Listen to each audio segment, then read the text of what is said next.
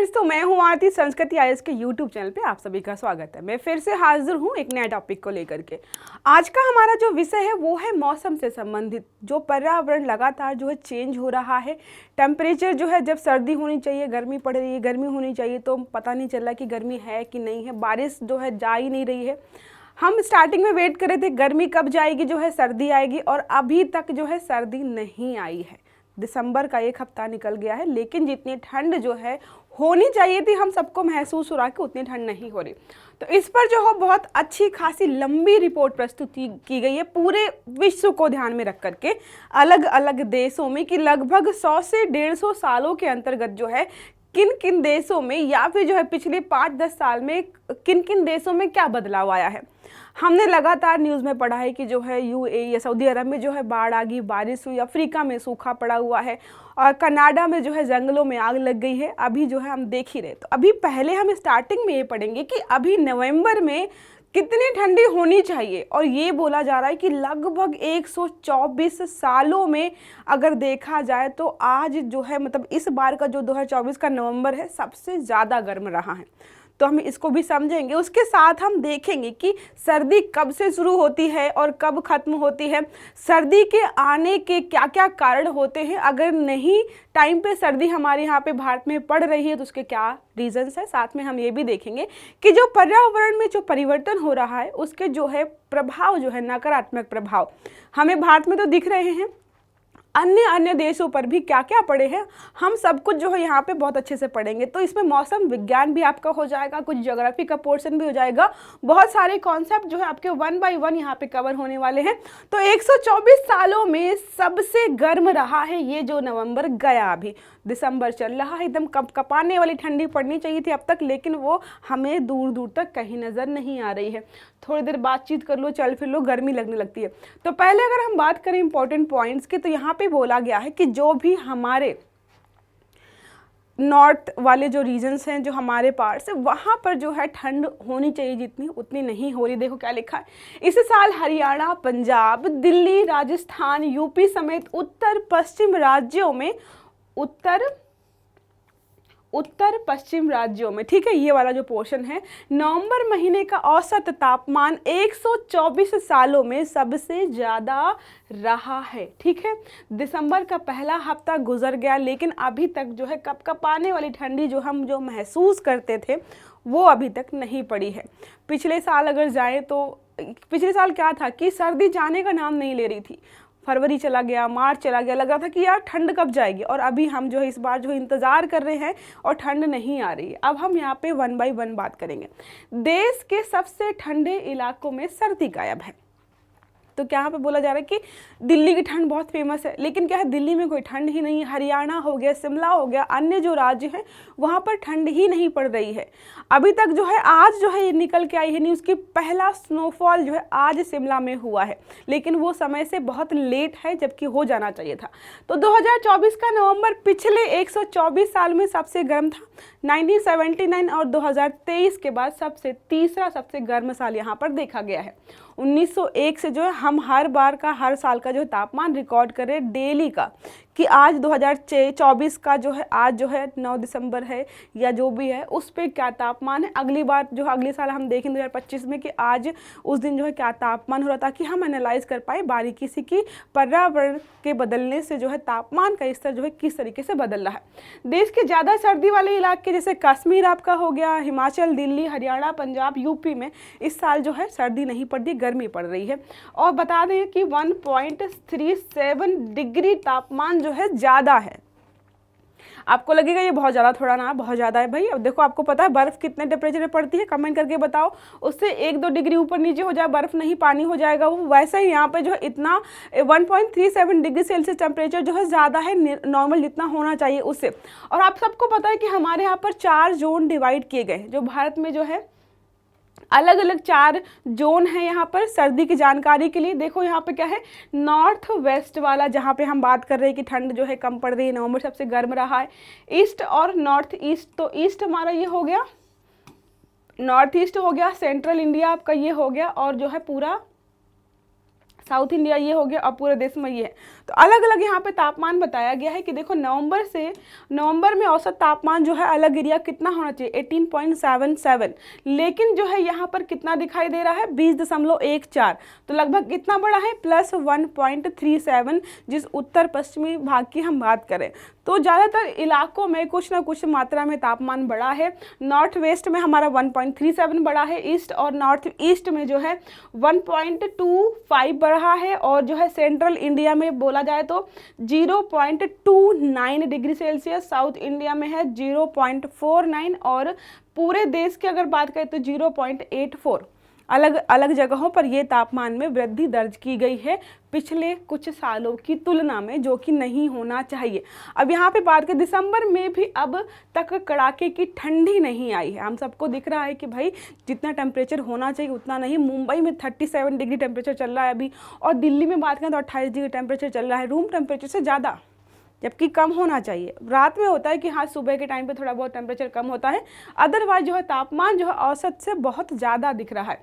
कई शहरों में जो है अधिकतम टेम्परेचर औसत से कहीं ज़्यादा है, मतलब जो है औसत जो है अगर होना चाहिए कि 25 हो तो वहाँ पे 27 है, 26 है, 28 है, ऐसा है।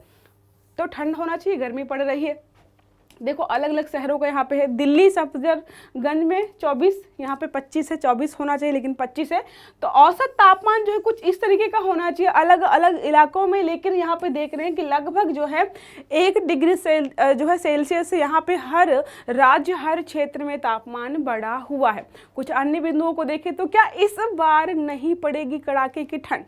देखो इसको लेकर थोड़ा सा है कि अभी देखो हमने देखा कि कल या परसों में काफ़ी ठंड पड़ी है, और हमने देखा कि अभी शिमला में बर्फबारी हो गई है।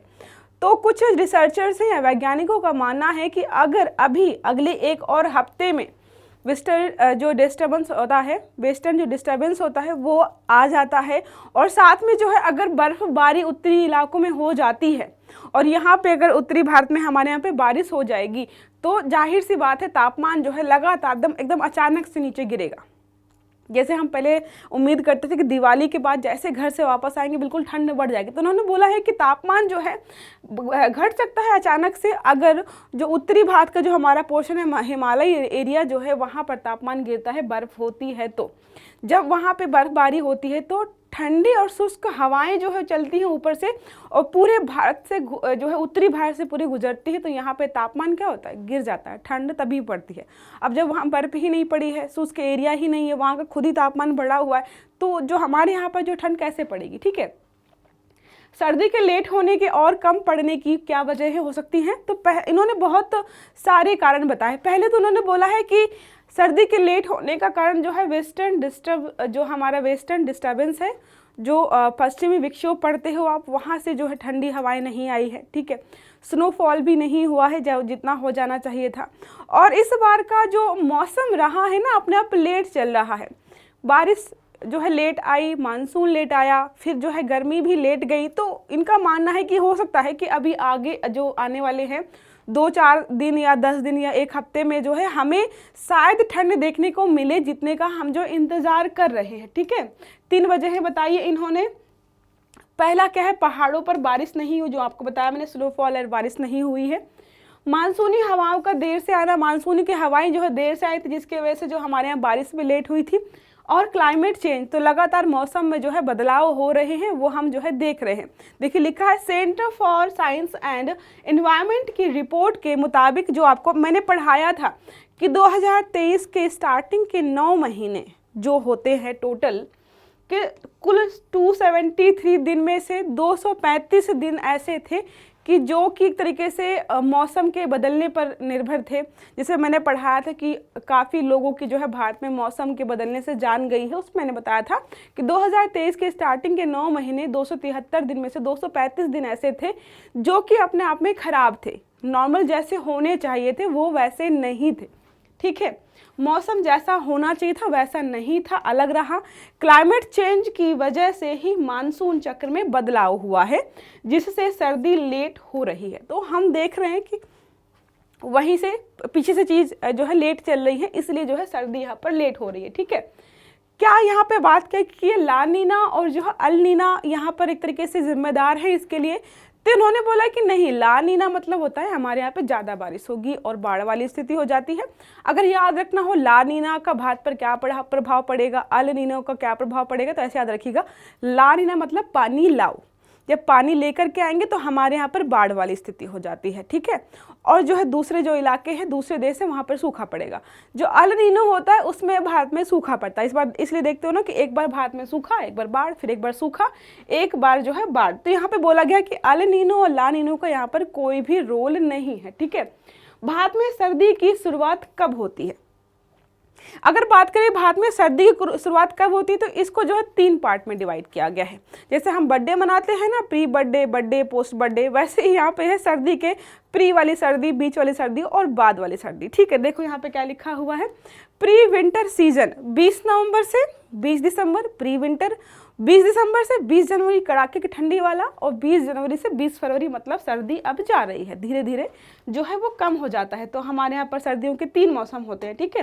वैसे भी इतने सारे मौसम हैं और साथ में जो है और भी मौसम है। पीक विंटर जो है 20 दिसंबर से 20 जनवरी, पोस्ट विंटर है 20 जनवरी से 20 फरवरी। अब बात करें यहाँ पे पिछले 2 सालों में 0 कोल्ड वेव डेज। आपने हीट वेव डेज पढ़ा था जब गर्मी बहुत पड़ रही थी, तो ये चर्चा में चल रहे थे। अब जो है सर्दी नहीं पड़ रही है, तो हम यहाँ चिंता कर रहे हैं कि कोल्ड वेव और कोल्ड वेव डेज। देखो हीट वेव क्या था, मैदानी इलाकों के लिए अगर लगातार जो है 2 या 3 दिन तक जो है टेम्परेचर जो है 40 रहता है, उससे ज़्यादा रहता है, और जो है पहाड़ी इलाकों के लिए था 30 डिग्री या उससे ज़्यादा रहता है 2 या 3 दिन तक, तो बोलते हैं कि हीट वेव डे चल रहे हैं यहाँ पर, ठीक है। तो ऐसा ही कुछ तापमान का विवरण जो है यहाँ पर कोल्ड वेव और कोल्ड वेव डेज के लिए बोला गया है। तो ये लगातार जो है कम हो रहे हैं। देखो 2019 में जो है कोल्ड डेज मात्र 18 थे और कोल्ड वेव डेज कितने थे, 3 थे। अगर 2023 की बात करें तो cold days 0, cold wave days 0, मतलब ऐसे एक भी दिन नहीं थे जो कि इस श्रेणी में फिट बैठे हो। कोल्ड डेज क्या होते हैं, जब न्यूनतम तापमान आपका 10 मतलब 10 हो सकता है, 10 से भी नीचे चला जाए तो हम बोलते हैं कि कोल्ड डे, ठंड वाले दिन या कड़ाके की ठंडी वाले दिन पड़ रहे हैं। या फिर जो है नॉर्मल तापमान से 4.5 डिग्री सेल्सियस जो है तापमान कम रहे तो हम बोलते हैं कि कोल्ड डेज चल रहे हैं, ठीक है। अब कोल्ड डेज, अब यहाँ पे कोल्ड वेव डेज मतलब लगातार रहना चाहिए कुछ दिन तक। तो 3 दिन तक किसी क्षेत्र में जो है तापमान 4 डिग्री सेल्सियस रहता है या फिर नीचे चला जाता है या सामान्य स्तर से 4.5 डिग्री सेल्सियस कम होता है, तो हम उसको क्या बोलते हैं, कोल्ड वेव डेज, ओके। अगला हमारा ये है कि क्या मौसम का पैटर्न बदल गया है। तो देखो इन्होंने ये बोला है कि मौसम जो है हमारा अंग्रेजी वाला कैलेंडर फॉलो नहीं करता है। उसको नहीं पता है कि तुम लोग जनवरी मना रहे हो या दिसंबर मना रहे हो तो मैं जो है ठंडा रहूं, मतलब मौसम को तो नहीं पता है, वो तो अपने हिसाब से प्राकृतिक घटना है, वो अपने हिसाब से चलता है। तो उन्होंने बोला है कि मौसम जो है अंग्रेजी कैलेंडर को फॉलो नहीं करता है। इस बार हुआ ये है कि लेट मानसून आया, लेट बारिश हुई, लेट गर्मी गई, तो लेट जो है यहाँ पे ठंड स्टार्ट होने वाली है। तो यहाँ पे महेश पलावत जो है एक मौसम वैज्ञानिक है, उन्होंने सारे स्टेटमेंट दिए। तो बीते 5 सालों से दिसंबर में ठंड में कमी आई है, कोल्ड वेव डेज की संख्या में मतलब कमी आई। हम देखा कि 2023 में 0 रही है, 24 में भी देख ही रहे हैं। डिस्टर्बेंस लेट आने की घटना 2-3 सालों से लगातार हो रही है, जिसकी वजह से जो है जितनी ठंड पड़नी चाहिए उतनी नहीं हो रही है। तो IMD भोपाल के जो डॉपलर वेदर रडार विभाग के प्रमुख हैं डॉक्टर वेद प्रकाश ने भी कुछ इसके बारे में बोला है। यही बोला है उन्होंने कि मौसम जो है अंग्रेजी कैलेंडर के हिसाब से नहीं चलता है, उसका अपना पैटर्न है।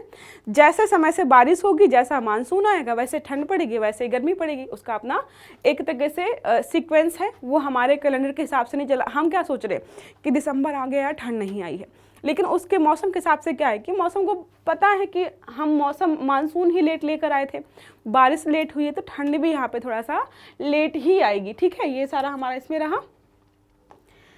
देश में ठंड लाने वाली हवाएं और वेस्टर्न डिस्टर्बेंस क्या हैं।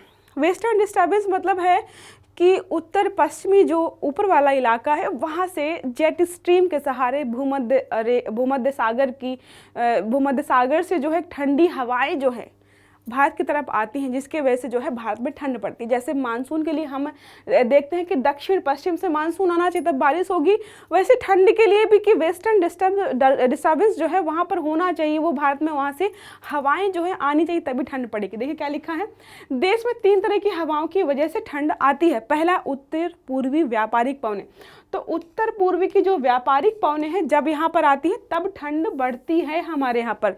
जैसे मानसून के लिए जो है दक्षिण पश्चिमी हवाएं जरूरी है, वैसे ही जो ठंड के लिए जो है उत्तर पूर्वी व्यापारिक पवनें बहुत ज़्यादा ज़रूरी हैं। दूसरा है पश्चिमी चक्रवात विक्षोभ। पश्चिमी चक्रवात विक्षोभ मतलब है भूमध्य सागर वाला जो एरिया है वहाँ से जो है जेट स्ट्रीम के सहारे तापमान थोड़ा सा बदल जाता है हमारे और जो है भूमध्य सागरीय इलाके में, तो यहाँ पर जो है वहाँ से ठंडी हवाएं आती। देखो लिखा है पृथ्वी की सतह के तापमान में बदलाव होने की वजह से पैदा होने वाली ये हवाएं। अब देखो हवाएं जो है ऐसे नहीं चलती कि टेम्परेचर 25 यहाँ पे भी 25 यहाँ पे नहीं चलेंगी हवाएं, ठीक है। हवा चलने के लिए होना चाहिए कि भाई यहाँ पे टेम्परेचर 25 है, यहाँ पे जो है 10 हो गया, ठीक है। तो हवाएं तभी चलती हैं जब टेम्परेचर डिफरेंस होता है। तो भूमध्य सागर से आती हैं ये काफ़ी स्ट्रॉन्ग हवाएं होती हैं जो सर्दी के मौसम में बारिश या बर्फबारी कराने के लिए जिम्मेदार होती है। तो वहाँ से जो चलती हैं हवाएं यहाँ पर आती हैं तो बारिश होती है, बर्फबारी होती है, तो हमारे यहाँ पर ठंड बढ़ जाती है। तीसरा और लास्ट है कैस्पियन सागर और तुर्कमेनिस्तान से आने वाली हवाएं। तो कैस्पियन सागर से और तुर्कमेनिस्तान से भी कुछ हवाएं चलकर आती हैं जो कि हमारे यहाँ पे भारत को जो है भारत में जो है ठंडी लाने का एक तरीके से कारण बनती है, ठीक है। ये सारा यहाँ तक हो गया हमारा। अब यहाँ पर जो इन्होंने बोला है कि सर्दी के लेट आने का या फिर जो है कम पड़ने का असर क्या होगा। तो असर तो यही है कि जो हमारी रबी की फसल है, आपको पता है दिसंबर के पहले दूसरे हफ्ते, उन्होंने बोला है कि दिसंबर के पहले और दूसरे हफ्ते में ठंडी जो है थोड़ी ज़्यादा पड़ेगी, ठीक है। लेकिन अगर ऐसा ही चलता रहा और जनवरी फरवरी में बारिश या ओलावृष्टि या स्नोफॉल हो गया तो फसलें ख़राब हो जाएंगी, क्योंकि आपको पता है रबी की फसल जो होती है इसी महीने में बोई जाती है। और जो है उसके और अगर ठंड नहीं होगी तो जो गेहूँ वगैरह के दाने होते हैं, चने के दाने होते हैं, वो ठीक से नहीं पड़ेंगे उसमें, तो पैदावार जो है एक तरीके से कम हो जाएगी। तो ठंड आना भी ज़रूरी है फसलों के ठीक से एक तरीके से होने के लिए। नवंबर में अगर औसत से ज़्यादा तापमान कम पड़ रही है, ठीक है, ठंड कम है तो चलता है, लेकिन दिसंबर का समय रबी फसलों और गेहूं चना आदि के बुआई का होता है। बुआई के समय औसतन तापमान 15 डिग्री जो है 15 डिग्री या उससे कम होना चाहिए, ठीक है। थोड़ा बहुत ज़्यादा कम चलेगा, लेकिन जनवरी फरवरी में अगर बारिश और बर्फबारी होगी तो जो है फसलों को नुकसान हो जाएगा। उन्होंने बोला है कि अभी ठंड ना पड़ के अगर 15-20 दिन शिफ्ट हो जाती है, स्नोफॉल तो होगा, बारिश भी होगी, ठंड आएगी, तो ये चीज़ें होंगी अपने आप में। लेकिन अगर ये बहुत देर से आता है तो हमारी रबी की फसल खराब होगी और पिछली बार की तरह जो है हमारा जो उत्पादन है वो कम पड़ेगा, क्योंकि ये समय जनवरी फरवरी का जो समय होता है वो होता है कि फसलों में जो है दाने पड़ते हैं और वो डिस्टर्ब होते हैं, तो फसलों का जो है एक तरीके से उत्पादन जो है हमारा कम पड़ जाता है। ये सारी चीज़ें हैं। अब यहाँ पे अगर बात करें तो क्या सिर्फ जो है भारत ही इससे प्रभावित हुआ है, तो नहीं। हमने पढ़ा कि रेतीला जो दुबई है वहाँ पर जो है 16 अप्रैल 2024 को अच्छी खासी बारिश हुई थी और वहाँ पे क्या है बाढ़ जैसी स्थिति हो गई थी, जो बताया जा रहा था कि वहाँ पर पिछले 75 साल मतलब 75 ईयर्स पहले ऐसी कोई घटना हुई थी, उसके बाद कुछ ऐसा यहाँ पे देखने को मिला है। अमेरिका और जो है यूरोप में भी ऋतुओं परिवर्तन देखने को मिला था। बोले थे कि बसंत ऋतु बाद में आई और जो है पतझड़ पहले आ गया। देखो क्या लिखा है यहाँ पर, बसंत ऋतु पहले आई, सॉरी बसंत ऋतु पहले मतलब ये नहीं कि दोनों उल्टा आ गए, नहीं, पहले मतलब जब आना चाहिए था वो पहले ही, उसके पहले ही आ गया। बसंत ऋतु जो है अगर मान लो कि जो है मई जून में या अगस्त सितंबर में स्टार्ट होना था तो वो 1 महीने पहले आ गया, लेकिन पतझड़ जब आना चाहिए था वो उससे लेट आया। तो यहाँ पर जो है ये देखने को मिला। सेंट्रल यूरोप में जो है काफ़ी जगहों पर यहाँ पर बाढ़ हुई थी, देखिए बाढ़ आई थी, जिसमें शामिल है पोलैंड है, चेक रिपब्लिकन है, रोमानिया है, इटली है, यहाँ पर बाढ़ आई, बहुत सारे लोग प्रभावित हुए। उसके अलावा जो है अफ्रीका में बोला जा रहा है कि पिछले 4 से 5 सालों से लगातार सूखा पड़ा हुआ है, बारिश ही नहीं हो रही है। तो सिर्फ भारत ही प्रभावित नहीं, अन्य देशों में भी हमें देखने को मिल रहा है। और अभी हमने सुना था ब्राज़ील और कनाडा में जंगलों में आग लगी थी, बहुत सारी वनस्पतियाँ, जीव जंतु और बहुत सारी चीज़ें वहाँ पर नष्ट हो गई। तो ये हमने सारा पढ़ा, अच्छे से एनालाइज किया है कि मौसम में कैसे बदलाव हो रहा है। और हमें सिर्फ इतना लग रहा है ना कि यार ठंड लेट हो गई है, ठंड नहीं पड़ी, दिसंबर आ गया है, तो इसके दुष्परिणाम जो है वैश्विक स्तर पर कितने बड़े बड़े हो रहे हैं, कितने ज़्यादा लोगों को यहाँ पर नुकसान हो रहा है, जान माल की हानि हो रही है, वो सब हमने यहाँ पे पढ़ा। और क्या क्या रीज़न है ठंड के, कैसे आती है, कैसे जाती है, मैंने सारा समझा दिया है आपको। आई होप आपको समझ में आया होगा। अगर क्लास अच्छी लगी है तो लाइक करिएगा, चैनल को सब्सक्राइब करिएगा, बेल आइकन जरूर दबाइएगा ताकि सारे वीडियो टाइम से मिले, अच्छे से पढ़िएगा। Have a good day, thank you.